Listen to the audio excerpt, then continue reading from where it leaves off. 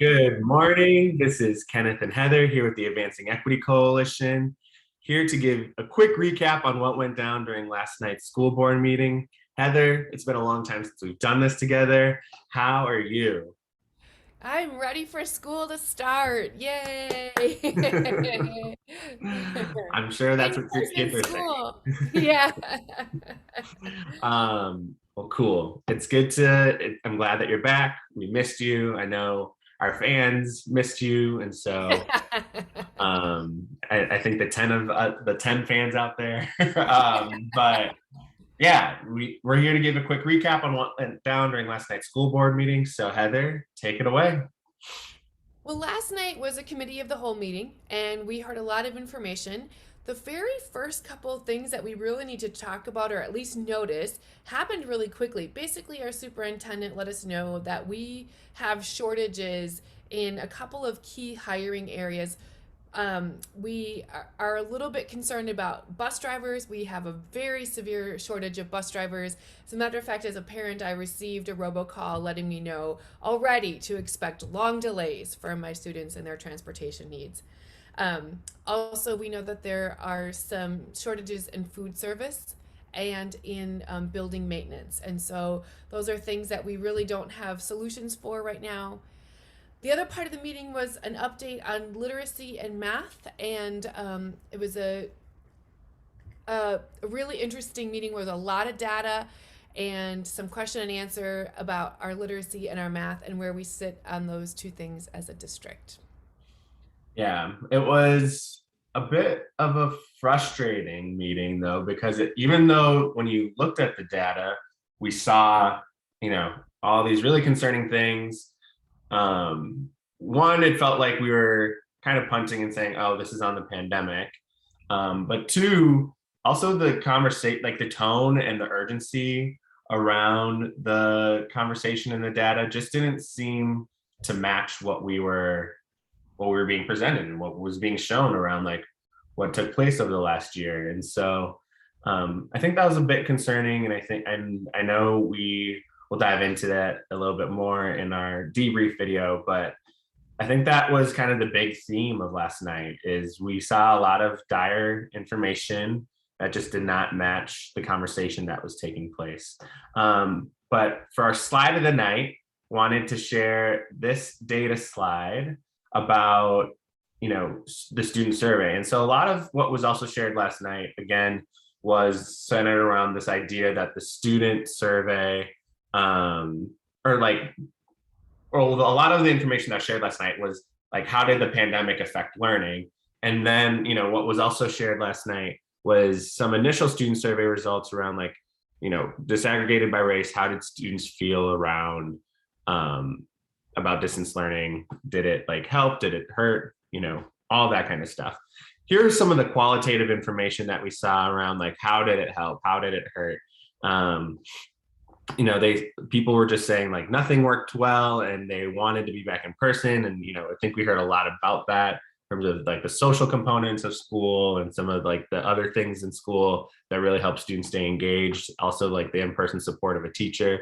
But there are also things that did work. And I think MPS is trying to explore how do we include those in our regular school schedules around online learning that really allowed students to use computer instead of pen and paper. It was easier to get work done, a better school and class schedule, more flexibility and freedom, um, and so more accessibility to teachers. And so just something to take note of and be thinking about. I thought these findings were really interesting. They weren't, of course, presented during the board meeting, but this slide is in the appendix of the presentation that was shared. And so I just wanted to highlight that because I thought it was interesting. And I think we should always be trying to understand what students are saying about their learning conditions and how they're experiencing school every day.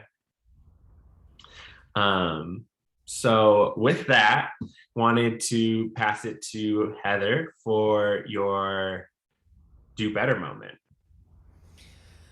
Yeah, so my do better moment really comes, Director Elamine, toward the end of the presentation, she called out some language that she felt was problematic And not only the language, but also what it sort of indicated or possibly could mean towards schools that she felt like, or students that she felt like could have negative implications, right?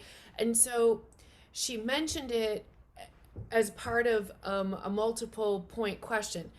The part for me where I struggled was that I didn't see a sense of pausing and acknowledging, and really a deep sense of like, okay, this is a moment. Now we're talking a lot in our district right now about creating new climate and new culture, which is supposed to be more responsive to families and students of color when they have racist incidents occurring in their school, which we know happens a great deal. And so I really saw Director Elamine giving like very real feedback that was like, hey, I really find this word problematic and I want to talk about it. And she risked a lot to say that publicly. What I wish we had seen in that moment was a pause and a real sense of like, okay, wait, say more. Let's talk about this. And I recognize that like it's a board meeting and we want to do business as usual, but also I feel like as an institution, our leaders need to model cultural humility and getting it right versus being right, and pausing when these things come up for us and really acknowledging that that is a moment that actually has culture embedded into it. And so my do better moment was really to everybody in the room who I felt like just did not acknowledge Director Elamine's call in to do better in that moment. What about Yeah. you? I think, well, I just wanted to comment really quickly on that. I think it's a really good point to connect this to our culture and climate conversation in the district, because, if we're talking about one of the nine most powerful people in the district sharing something of concern and not feeling like, and us feeling like they weren't acknowledged and their concern was kind of brushed off, or minimized.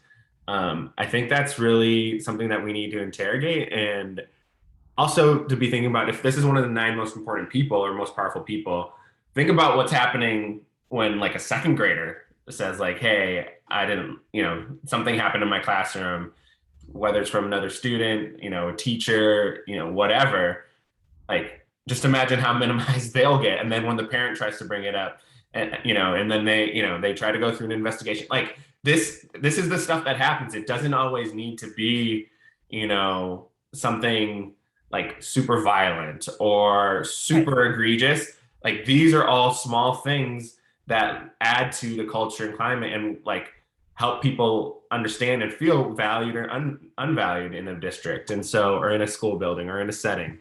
And so you know, I think that was an opportunity, like you said, for the district to model what that means and what it means to be an anti-racist district, and to, try to grapple with that for more than the 2-second acknowledgement that was given to her. And yeah, I thought that was a moment and a missed opportunity. So I appreciate you for bringing that up.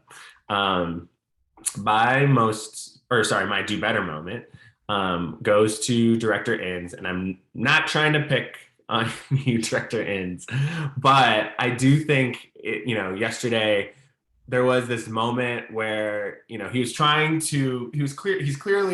trying to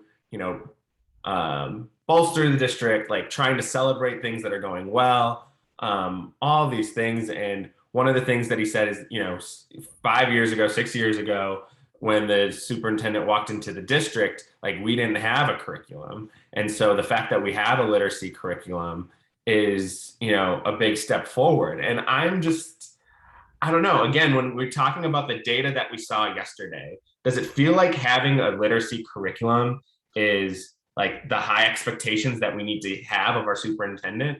And talking about modeling again, if we can't hold an individual who's making, well over, or yeah, in the six figures, right, well over $100,000, like, if we can't hold them to high expectations, like, are we holding our students to high expectations? Are we holding our teachers to high expectations? Are we holding our principals to high expectations? Like, if we can't hold the superintendent to high expectations around delivering a literacy plan, and delivering a literacy, um, like, I guess, yeah, literacy, like a way to really bring forward literacy results for our students, and making our city a more literate place, I I just struggle with that. And so I think my do better moment is for Director Inns. And if this is emblematic of the entire school board and the entire district, sure, like we need to set high expectations. And of course, we need to support those that we give high expectations to. But like we have to start with the high expectations. We can't just start clapping ourselves on the back for, having a curriculum, because any district can have a curriculum, right? But are we seeing results? And so I don't know. I think we settle for mediocrity way too often. And this isn't meant to call the superintendent mediocre or whatever, but like that's like having a curriculum isn't the thing that we should be celebrating, right? Like, and so that's my do better moment. Heather, do you want to talk about your most valuable moment? Okay, I don't have one. I have thought and thought and thought of one. All I can say is like I think that last night felt like a very sort of Minnesota nice board meeting where I felt like the conversation did not match the urgency of the data that we were seeing. I do know that some board members asked hard questions. I do applaud them for that. Not enough board members asked for enough hard questions. And I did not hear quality answers for those hard questions.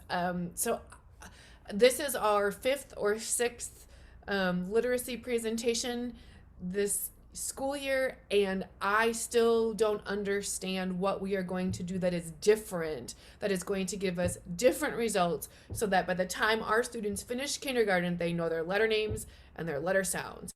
And so I can't, in good conscience, give any moment last night a most valuable moment. Yeah. I cheated on this. Since it's our categories, we get to cheat on it if we want to. But I also don't have a specific moment that I'm giving my most valuable moment to. But like, if you just go and take a look through the presentation online in the appendix, like the data that is there is damning. It's sad. It's frustrating.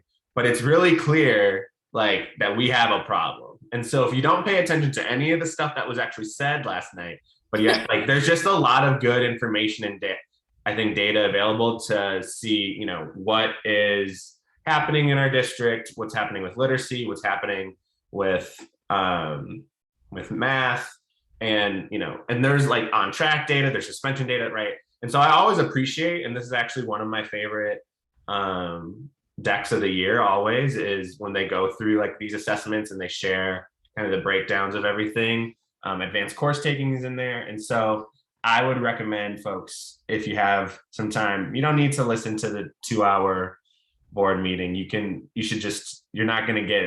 to get more confused actually by listening to it. You should just go and check out the deck and, make your own conclusions, and, ask your own questions, and, ask your school board representative, ask your principal, ask your superintendent.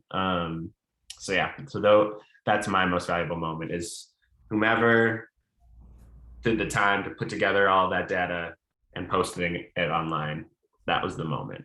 So with that, I know we're a little long-winded, but it's just been so long since me and Heather have done this. So we wanted to, really appreciate the moment. But thank you all for listening, and I hope you have a great rest of your day.